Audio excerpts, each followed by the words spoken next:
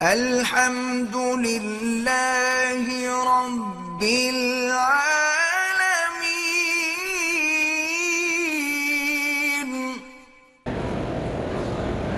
Phone پر ایک دفعہ طلاق دے کہا، پھر بیوی کو کہا کہ میں تمہیں نکاح میں واپس لینا چاہتا ہوں، تو لڑکی سے اجازت لے کر اس نے مجھے وکیل بنا دیا اور میں نے دو کو سامنے کہہ دیا کہ میں اس کو قبول کروں۔ ٹھیک ہے، وکیل بنا دیا، وکیل نے نکاح کر دیا۔ ہر طواف کرنے کے بعد 2 رکعت واجب کے بجائے 2 رکعت نفل کی نیت کرتا رہا۔ بہرحال نیت تو ہو گئی، لیکن ہے وہ 2 رکعت واجب۔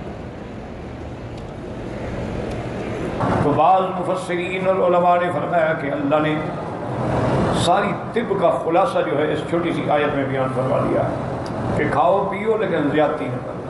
تو جب آدمی اس چیز پر عمل پیرا ہوتا ہے تو الحمدللہ ہمیشہ صحت سے رہتا ہے۔ بلکہ بعض بزرگوں نے تو یہ تک بھی ارشاد فرمایا ہے کہ اپنے معدے اور پیٹ کو 3 حصوں میں تقسیم کرو، ایک حصہ کھانے کے لیے ہو، ایک حصہ پانی کے لیے ہو، اور ایک حصہ خالی رہے۔ تو وہ ایک حصہ جو خالی رہتا ہے اس سے نظام ہوا اور تنفس جو ہے وہ صحیح رہتا ہے۔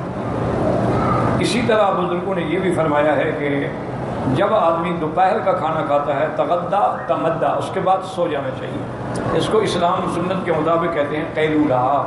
دن کے کھانے کے بعد لیٹنا، نیند ضروری نہیں ہوتی، مقصد ہے کہ بس لیٹ جاؤ 10 منٹ 15 منٹ آدھا گھنٹہ جتنا یعنی نیند آ جائے اچھی بات ہے، لیکن نہ آئے ضروری نہیں ہے کہ نیند آئے۔ اور اسی طرح تعشا تمشا، وہ کہتے ہیں کہ جب رات کی روٹی کھاؤ تو اس کے بعد ضرور چلو، تو اس سے تمہارا نظام صحت جو ہے وہ ہمیشہ برقرار رہتا ہے۔ بہت سارے اللہ والوں نے لکھا ہے کہ اگر ہم اپنی زندگی کو اسلامی طرز میں ڈھال لیں تو بڑی بڑی بیماریوں سے بھی بچ جائیں گے اور بڑی بڑی پریشانیوں سے بچ جائیں گے۔ اسلام ہمیں حکم دیتا ہے کہ اچھا لباس پہنو، صفائی اختیار کرو، مسواک کرو، خوشبو لگاؤ، اپنے زیر ناف بال صاف کرو، بغلوں کو صاف کرو، ناخن کاٹا کرو، اور اسی طرح 5 وقت کی نماز جو ہے سکون سے ادا کرو۔ رمضان کا مہینہ فرض روزے ہیں وہ رکھو، اس کے بعد 6 روزے ہیں تو وہ سنت ہیں، وہ چاہے اکٹھے رکھو چاہے الگ الگ کر کے رکھو۔ اسی طرح ہر سوموار اور جمعرات کا روزہ جو ہے یہ بھی سنت ہے، تو ہفتے میں 2 دن یہ ہو گئے۔ اور اسی طرح لیالی البیض 13 14 15 3 روزے وہ ہو گئے، تو یعنی آپ اندازہ کریں کہ 2 روزے ہفتے میں یعنی مہینے میں 8 ہو گئے، اور وہ مہینے میں 3 ہو گئے، 9 10 11 روزے ہو گئے۔ تو اگر ان پہ عمل کریں اور کھانے پینے میں کھائیں پئیں لیکن زیادتی نہ کریں، حد سے زیادہ نہ کریں، اور جتنا ہو سکے سادہ غذا کھائیں، تو الحمدللہ اگر ان چیزوں پر ہم عمل کر لینا تو اللہ تبارک و تعالیٰ کی رحمت سے صحت عافیت، نہ کسی ڈائٹنگ کی ضرورت پڑے گی، نہ کہیں جم میں جانے کی ضرورت پڑے گی، اور نہ ہمیں جا کر کوئی ایکسرسائز کرنے پڑیں گے۔ اسلام کے حکم پہ عمل، ثواب کا ثواب اور صحت کی صحت۔ تو اس لیے علماء نے فرمایا ہے کہ اللہ نے جو حکم فرمائے ہیں وہ ہمارے لیے ہدایت بھی ہیں، صحت بھی ہیں، عفت بھی ہیں، عافیت بھی ہیں۔ اب اسی طرح دیکھو نا جی، مرد ہو یا عورت، اگر اس نے کبھی گناہ نہیں کیا، زنا نہیں کیا، انشاءاللہ اس کو کبھی ایڈز کی بیماری اور کبھی سوزاک کی بیماری اور کبھی گندی بیماریاں نہیں لگیں گی، کیونکہ اس نے گناہ کیا ہی نہیں، اپنی قوت کو غلط جگہ استعمال ہی نہیں کیا۔ اور اسی طریقے سے انسان جو ہے اگر زبان سے گندی بات نہ کرے، کبھی لڑائی نہیں ہوگی، کبھی جھگڑا نہیں ہوگا، آدمی محبت سے جواب دے، محبت سے بات کرے، بڑے کا احترام کرے، چھوٹے پہ شفقت کرے۔ اس کو بھی حضور نے فرما دیا کہ من لم یرحم صغیرنا ولم یوقر کبیرنا ولیس منا، جو اپنے سے چھوٹے پہ رحم نہ کرے اور بڑے کی توقیر اور عزت نہ کرے، اس کا میری جماعت سے کوئی تعلق نہیں۔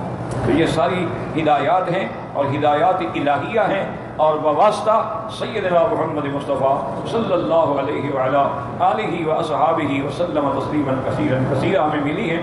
شرط یہ ہے کہ ہم عمل کریں۔ مسعود نیازی کے بیٹے عبداللہ مسعود کی شادی انجام پائی ہے۔